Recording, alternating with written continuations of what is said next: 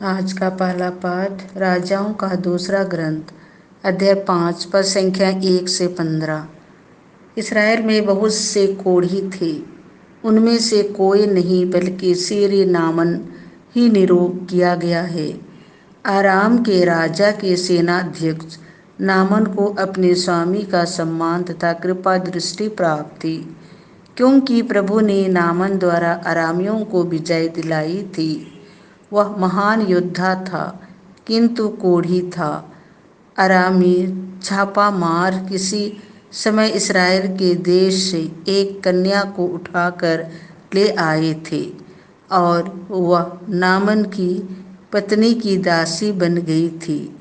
उसने अपने स्वामिनी से कहा, ओह, यदि मेरे स्वामी समारिया में रहने वाले नबी से मिल जाते तो वह उन्हें कोढ़ से मुक्त कर देते।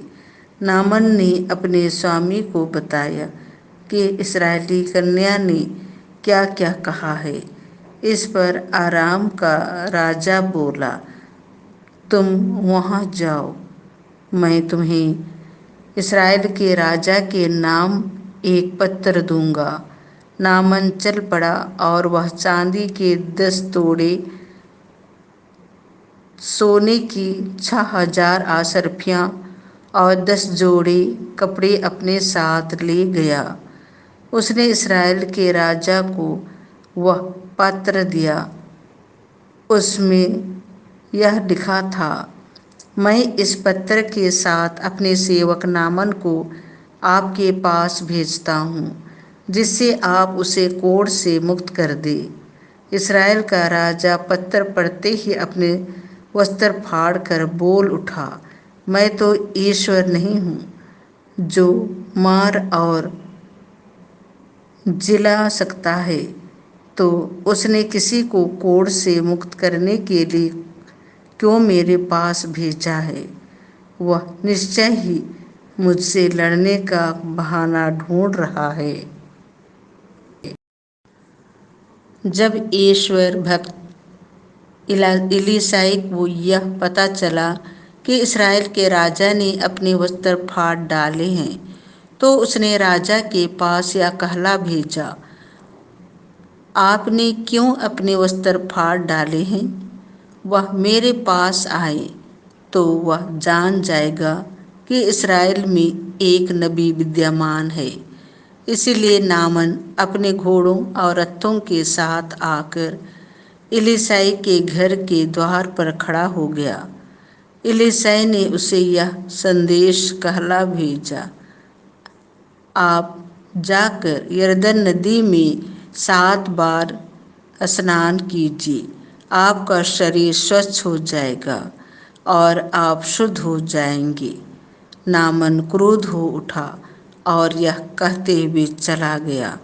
मैं समझ रहा था कि वह स्वयं बाहर आकर मुझसे मिलेंगे, अपने प्रभु ईश्वर का नाम लेकर प्रार्थना करेंगे और कोढ़ के स्थान पर हाथ फेर कर उसे दूर कर देंगे। क्या दमिश्क की अबाना और पर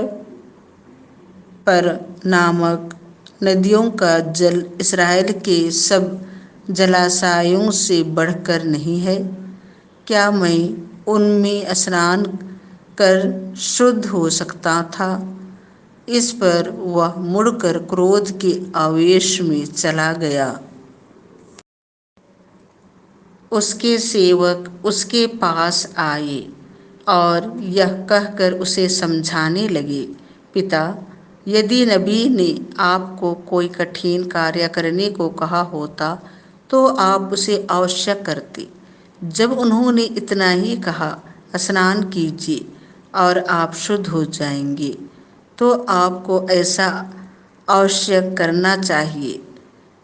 इसीलिए उसने जाकर यरदन नदी में 7 बार डुबकी लगाई, जैसा कि इलीसाई ने उससे कहा था, और उसका शरीर फिर छोटे बालक के शरीर जैसा स्वच्छ हो गया। वह अपने सब परिजनों के साथ एलीसाई के यहाँ लौटा। वह भीतर जाकर उसके सामने खड़ा हो गया और बोला, अब मैं जान गया हूँ कि इस्राएल को छोड़कर और कहीं पृथ्वी पर कोई देवता नहीं है। यह प्रभु की वाणी है। संत लुकास के अनुसार पवित्र सुसमाचार अध्याय 4 पद संख्या 24 से 30। इलियस और इलिसियुस की तरह यीशु केवल यहूदियों के पास नहीं भेजे जाते हैं। यीशु ने नाजरेत आकर सभागृह में लोगों से कहा, मैं तुमसे कह देता हूँ, अपनी मातृभूमि में नबी का स्वागत नहीं होता। मैं तुम्हें विश्वास दिलाता हूँ कि जब इलियस के दिनों में 3.5 वर्षों तक पानी नहीं बरसा और सारे देश में घोर अकाल पड़ा था, तो उस समय इस्राएल में बहुत सी विधवाएं थीं। फिर भी इलियस उनमें से किसी के पास नहीं भेजा गया। वह सीदोन के सरपेता की एक विधवा के पास ही भेजा गया था। और नबी एलीसियुस के दिनों में इस्राएल में बहुत से कोढ़ी थे, फिर भी उनमें से कोई नहीं बल्कि सीरी नामन ही निरोग किया गया था। यह सुनकर सभागृह के सब लोग बहुत क्रुद्ध हो गए। वे उठ खड़े हुए और उन्होंने यीशु को नगर से बाहर निकाल दिया।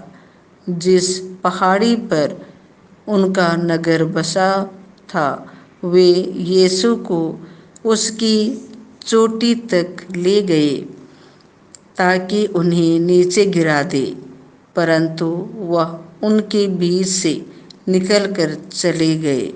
यह प्रभु का सुसमाचार है।